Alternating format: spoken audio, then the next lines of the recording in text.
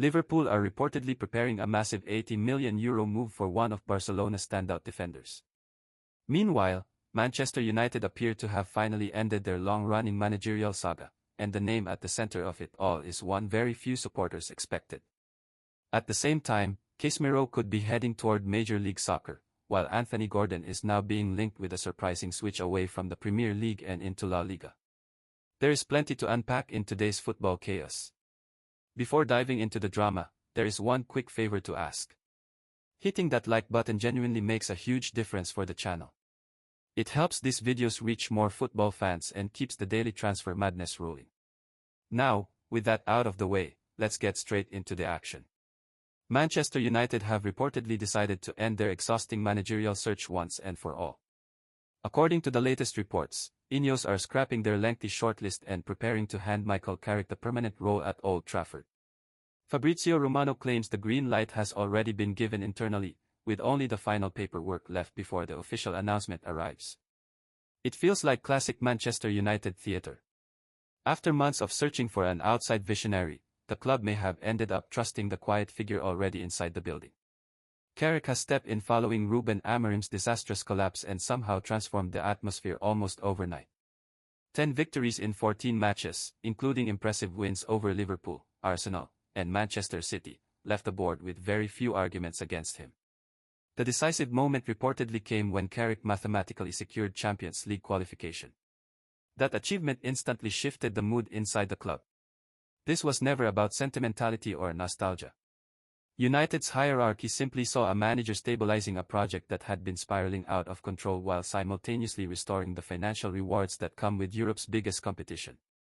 Inside Old Trafford, admiration for Carrick has grown rapidly. Unlike many modern coaches, he avoids creating unnecessary media drama and has managed to keep the dressing room united during a difficult period. While previous tactical experiments pushed the squad toward chaos, Carrick focused on restoring balance and discipline. Rather than trying to reinvent the system, he concentrated on stopping the self-destruction. For Ineos, this route also makes practical sense. Why spend huge money chasing another high-profile manager when a respected club legend is already delivering results? Reports suggest Carrick is now considered the uncontested choice, and the official confirmation is viewed as little more than a formality. United's leadership appear convinced that stability and continuity may finally be the answer after years of constant upheaval. Of course, there is another side to the story. Critics argue that Carrick's impressive run has come during a period with relatively little pressure compared to the chaos that came before. Some believe the real test will arrive next season, when expectations inevitably rise again. Still, the club seems willing to gamble on the idea that sometimes the smartest move is simply to stop overcomplicating everything and trust someone who already understands the environment better than anyone else. Elsewhere, Phil Foden is reportedly preparing to commit his future to Manchester City until 2030. Sky Sports claim the club have offered the English star a new 4-year extension, including the option of a 5th season. With only 1 year remaining on his current deal, City's hierarchy were determined to secure his long-term future before uncertainty began attracting interest from Europe's elite clubs. From City's perspective, this is a classic protection strategy. Foden remains one of the club's most valuable assets, and allowing a player of his profile to approach free agency would have been viewed internally as a catastrophic failure. At just 25 years old, he already boasts 365 appearances and 176 goal contributions for the club, numbers that underline his enormous value. Yet those statistics also hide a more complicated reality. In recent months, Foden has not looked like the central figure he once seemed destined to become under Pep Guardiola. Instead of orchestrating attacks, he has increasingly been used as a flexible option filling gaps across multiple positions. The urgency behind this contract extension is not only about footballing belief, but also about protecting his market value before doubts begin to grow louder. Foden's representatives reportedly handled negotiations carefully, maximizing leverage while City became increasingly anxious about the ticking clock on his contract. In return, the club secured the image of loyalty and continuity, something especially valuable during a period of transition and inconsistent performances. Manchester City are effectively betting that Foden's recent dip is temporary rather than the start of a long-term decline. More importantly, they appear to view him as the future face of the club once Guardiola eventually departs. By extending his deal now, City are also ensuring that any future club attempting to sign him would face an astronomical transfer fee. In reality, it would feel less like negotiating a transfer and more like trying to pull off a footballing heist. Meanwhile, Barcelona continue trying to navigate the impossible balancing act of rebuilding a squad while operating under severe financial restrictions. According to reports from RAC1, sporting director Deco and Boyan Kric recently held meetings with representatives from the Unique Sports Agency, including Will Salthouse and Adam Dugdale, at the Ciutat Esportiva training complex. One of the main names discussed during those talks was Newcastle winger Anthony Gordon. Barcelona are believed to be searching aggressively for a wide player capable of bringing intensity, pace, aggression, and relentless energy to their attack. Gordon reportedly fits that profile perfectly.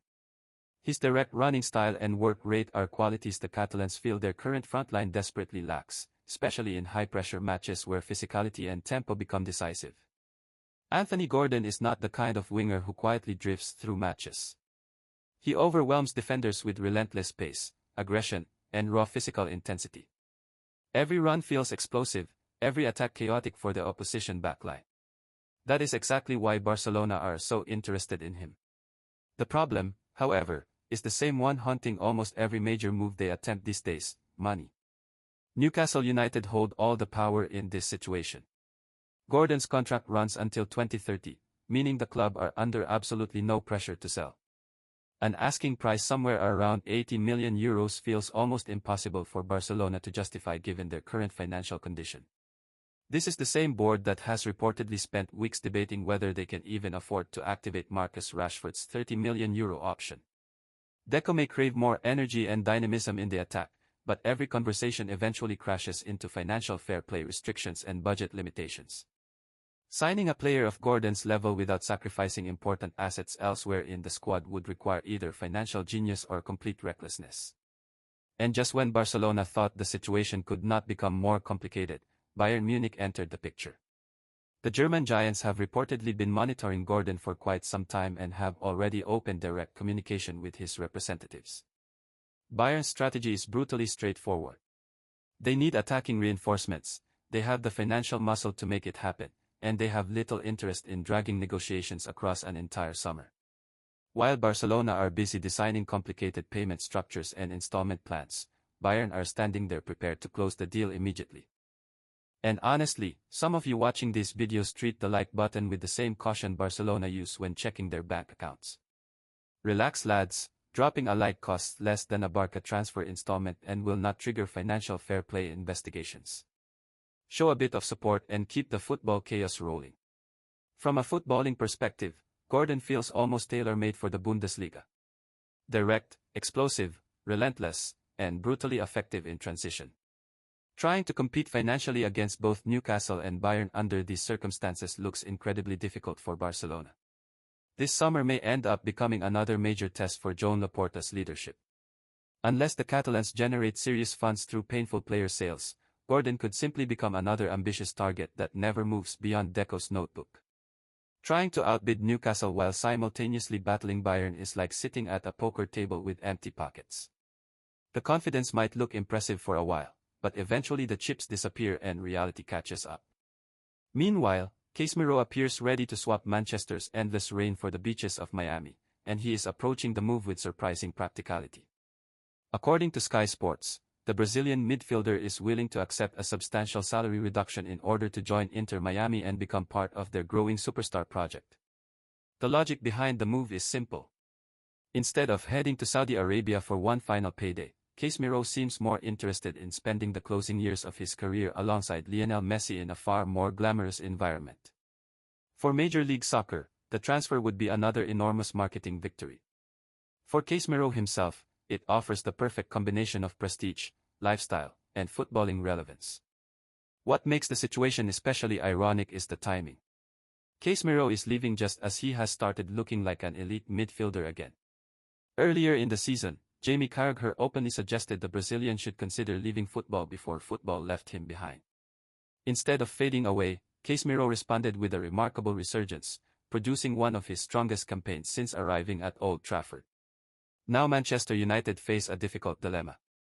They can either keep a 34-year-old veteran earning massive wages or allow the only truly dependable holding midfielder in the squad to walk away. LA Galaxy have also shown interest, but the opportunity to join Messi in Miami appears far more attractive than anything Saudi Arabia or California can currently offer. The real issue for United is not the departure itself, it is the enormous tactical hole Casemiro would leave behind. Manuel Ugarte has been viewed internally as the long-term replacement, but his performances have hardly inspired confidence. At times, he has looked like a cheap replacement part trying to survive inside a Formula One engine, plenty of effort, very little stability. That means United's leadership may once again be forced into the transfer market searching for solutions to a position they supposedly solved years ago. The final twist in the story is almost poetic. One of the greatest defensive midfielders of his generation is preparing to leave elite European football for MLS while still looking like the most reliable piece in Manchester United's dysfunctional system. Perhaps Casemiro really did listen to Carragher's advice. He simply decided that stepping away from the spotlight sounded far more enjoyable beneath Miami's pink sunsets than under Manchester's grey skies. Once again, United are left paying the price for years of short-term planning and expensive mistakes. Elsewhere in Europe, Dusan Vlahovic is preparing for a dramatic exit from Juventus. The Serbian striker is on course to become one of the most valuable free agents on the market after negotiations between the club and his representatives completely collapsed.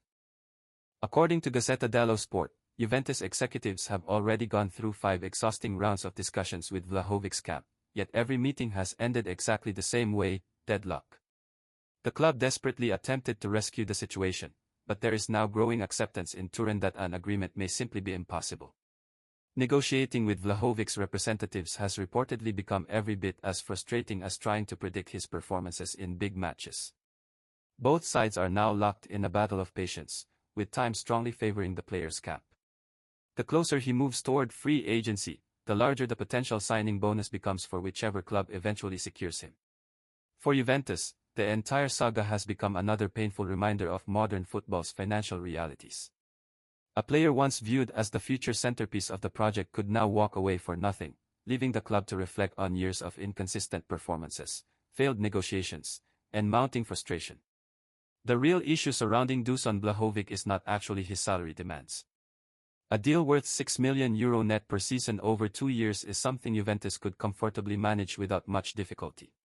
The real complication lies hidden beneath the surface, buried inside the enormous agent fees, commission structures, and additional payments that have inflated the total cost of keeping him far beyond what the club now considers reasonable. Juventus are no longer willing to throw money around simply to maintain appearances or reward intermediaries living comfortably off complicated negotiations. The club's leadership have shifted into aggressive cost-cutting mode, and for once practicality seems to be winning over sentiment. In Turin, there is growing frustration at the idea of continuing to fund expensive entourages for a player whose actual impact on the pitch has steadily declined. From a sporting perspective, the separation also makes increasing sense. Injuries have repeatedly disrupted Vlahovic's season, turning him into a frustratingly absent figure rather than the dominant striker Juventus once expected him to become. His inconsistency in front of goal has forced the coaching staff to search for alternative attacking options, and confidence in him as the centerpiece of the project has slowly eroded. At this stage, Vlahovic looks less like a future superstar and more like an expensive asset losing value with every passing month.